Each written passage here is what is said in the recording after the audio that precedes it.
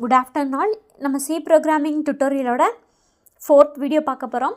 என்னென்ன டாபிக்ஸ் நான் எக்ஸ்பிளைன் பண்ணியிருக்கேன் அப்படின்னா, சி கண்ட்ரோல் ஸ்டேட்மெண்ட்ஸ் எக்ஸ்பிளைன் பண்ணியிருக்கேன். பேசிக்காக நம்ம ப்ரோக்ராமிங் சியில் எழுதணும் அப்படின்னா அதெல்லாம் நல்லா தெரிஞ்சிருக்கணும். So first if, then else, மூணாவது if else if ladder, fourth வந்து ஸ்விட்ச். இது வரைக்கும் பார்த்தது பேசிக் திங்ஸ் தான். இனிமேல் தான் நம்ம ப்ரோக்ராம் ரிலேட்டடாக மூவ் ஆக போகிறோம். ஸோ ஃபஸ்ட்டு பார்க்க போகிறது சி கண்ட்ரோல் ஸ்டேட்மெண்ட்ஸ்.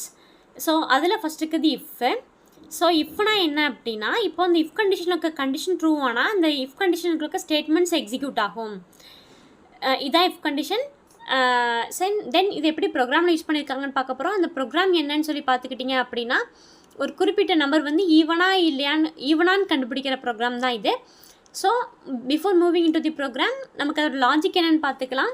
இப்போ நம்பர் ஈவனான்னு எப்படி கண்டுபிடிக்கிறது, அந்த நம்பர் 2ஆல் டிவைட் பண்ணால் ரிமைண்டர் 0 வரணும். ஸோ இப்போ ப்ரோக்ராம் மூவ் ஆகலாம்.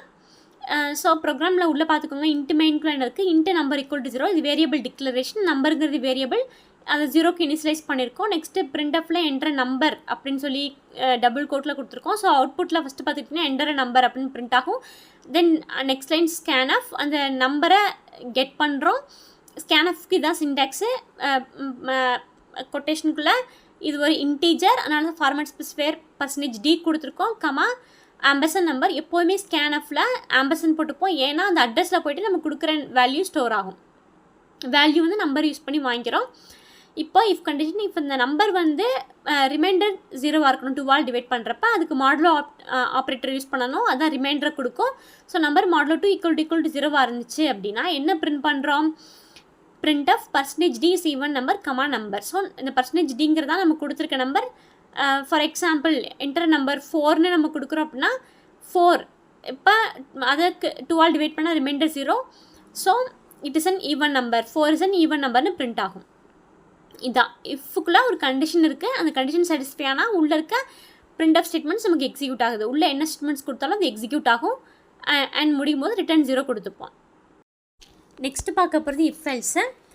இதில் எப்படின்னா, முன்னாடி பார்த்த மாதிரி தான் இஃப்பில் ஒரு கண்டிஷன் இருக்கும். அது ட்ரூவாக இருந்தால் அந்த இஃப்குள்ள இருக்க ஸ்டேட்மெண்ட்ஸ் எக்ஸிக்யூட் ஆகும். அது இல்லாத கேஸ், ட்ரூவான கேஸ், ஃபால்ஸ் ஆகிற கேஸில் வேறு ஸ்டேட்மெண்ட்ஸ் எக்ஸிக்யூட் பண்ணணும் அப்படின்னா அதுக்கு தான் இஃப் எல்ஸ் போகிறோம். ஸோ இஃப் கண்டிஷன் ட்ரூவாக இருந்தால் இஃப் ஸ்டேட்மெண்ட்குள்ளே இருக்க ஸ்டேட்மெண்ட்ஸ் எக்ஸிக்யூட் ஆகும். எல்ஸ்குள்ளே இருக்க ஸ்டேட்மெண்ட்ஸ் எக்ஸிக்யூட் ஆகும். ஸோ எக்ஸாம்பிள் பார்த்துக்கிட்டோம் அப்படின்னா அதே ப்ரோக்ராம் தான், ஆனால் என்ன எக்ஸ்ட்ராவாக இது ஈவனாக ஆடான்னு சொல்லி பிரிண்ட் பண்ணுறோம். அதே லாஜிக் தான். ரிமைண்டர் 0 வந்தால் ஈவன், இல்லை அப்படின்னா அது வந்து ஆடு. அதே தான், ஒரு என்டர் நம்பர் கொடுத்துக்கிறோம், அது அப்படியே பிரிண்ட் ஆகும். ஸ்கேன் பண்ணிக்கிறோம் அந்த நம்பரை, 4ன்னு இன்புட்டை கெட் பண்ணிக்கிறோம்.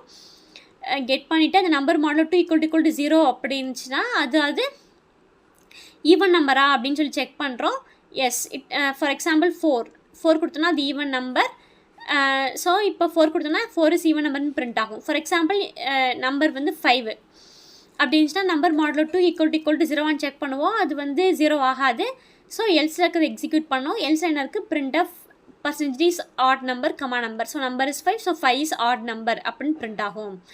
அதாவது இஃப் கண்டிஷன் ட்ரூவாக இருக்கிற கேஸில் இஃப்குள்ள ஸ்டேட்மெண்ட்ஸ் எக்ஸிக்யூட் பண்ணுது. அது ஃபால்ஸாக இருக்க கேஸில் எல்ஸுக்குள்ளே இருக்க ஸ்டேட்மெண்ட்ஸை எக்ஸிக்யூட் பண்ணுது. நெக்ஸ்ட் பார்க்க போகிறது இஃப் எல்ஸ் இஃப் லேடர். நம்மக்கிட்ட நிறைய கண்டிஷன்ஸ் இருக்குது அப்படின்னா செக் பண்ணுறதுக்கு நம்ம இஃப் எல்ஸ் இஃப் லேடர் போவோம். ஃபார் எக்ஸாம்பிள் நம்ம இஃப்ல இருக்க ஸ்டேட்மெண்ட்டை ஃபஸ்ட்டு ட்ரூவான்னு செக் பண்ணுறோம்.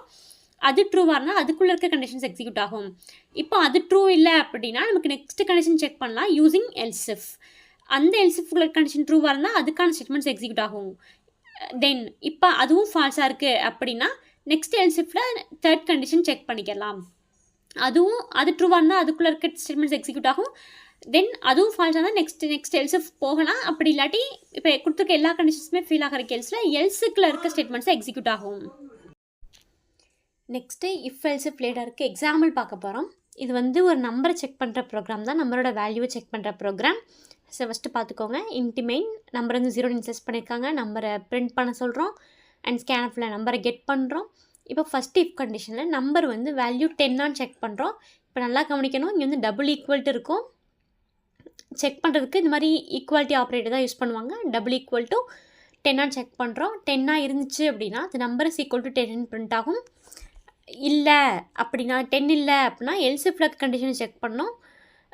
இப்போ நம்பர் ஈக்குவல் டு 15னா நம்பர் இஸ் ஈக்குவல் டு 15னு பிரிண்ட் ஆகும். தென் 15ம் இல்லை அப்படின்னா நெக்ஸ்ட் எல்சிஃபில் இருக்க கண்டிஷன் செக் பண்ணால் இங்கே என்ன இருக்குன்னா நம்பர் ஈக்குவல் டு 100ஆன்னு பிரிண்ட் ஆகும்.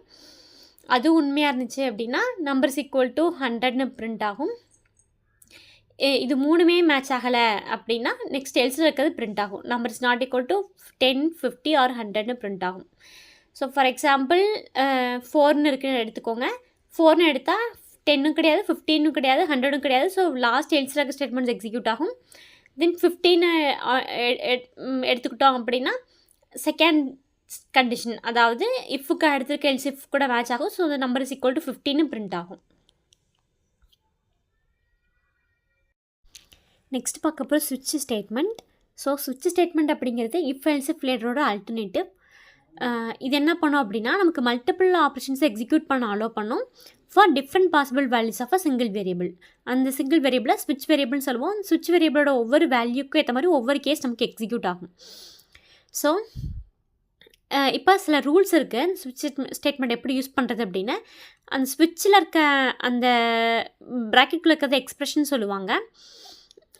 ஸோ அந்த ஸ்விட்ச் வேரியபிளை எக்ஸ்ப்ரெஷன் சொல்லுவாங்க.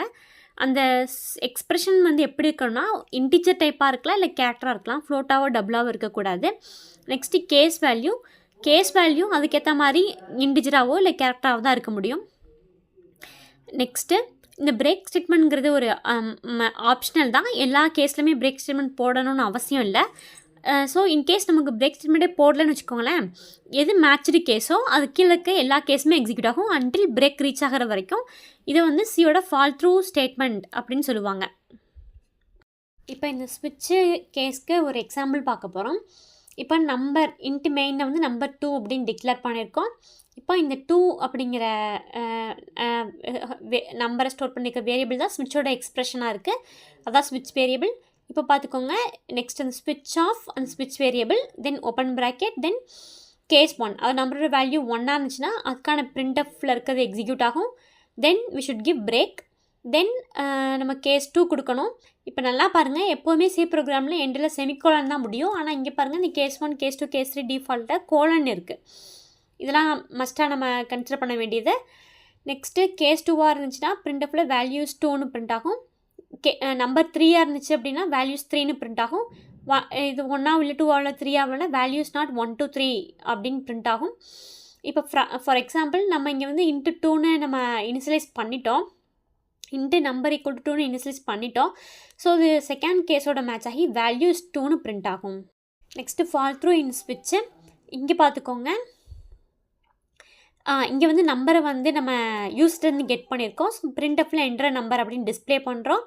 தென் ஸ்கேன்ஆஃப் யூஸ் பண்ணி இன்புட்டை கெட் பண்ணுறோம். அந்த நம்பர் வந்து கேஸ் என்னென்ன இருக்குன்னா 10, 50, 100 இல்லாட்டி டிஃபால்ட். ஸோ கேஸ் 10ஆக இருந்தால் number is equal to 10, case 50ஆக இருந்தால் number is equal to 50, case 100ஆக இருந்தால் நம்பர் இஸ் ஈக்குவல் டு 100. மூணுமே இல்லாட்டி number is not equal to 10, 50 or 100. இப்போது நான் யூஸ்லேருந்து கெட் பண்ணுற நம்பர் வந்து 10 அப்படின்னு வச்சுக்கலாம். 10ஆக இருந்துச்சு அப்படின்னா நம்பர் இஸ் ஈக்குவல் டு 10 அப்படின்னு பிரிண்ட் ஆகும். ஆனால் இங்கே பாருங்கள் பிரேக்கே இல்லை.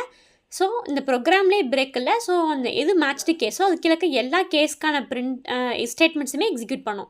இங்கே இருக்கிறது எல்லாமே print of statement. So number is equal to 10, number is equal to 50, number is equal to 100, number is not equal to 10, 50 or 100 எல்லாமே பிரிண்ட் ஆகும். ஏன்னா பிரேக் கிடையாது. எது மேட்ச்டு கேஸோ அது கீழே இருக்கிறது எல்லாமே பிரிண்ட் ஆகும். தேங்க்ஸ் ஃபார் வாட்சிங். சேனலை மறக்காமல் சப்ஸ்கிரைப் பண்ணிக்கோங்க. பிடிச்சிருந்தா லைக் அண்ட் ஷேர் பண்ணுங்கள்.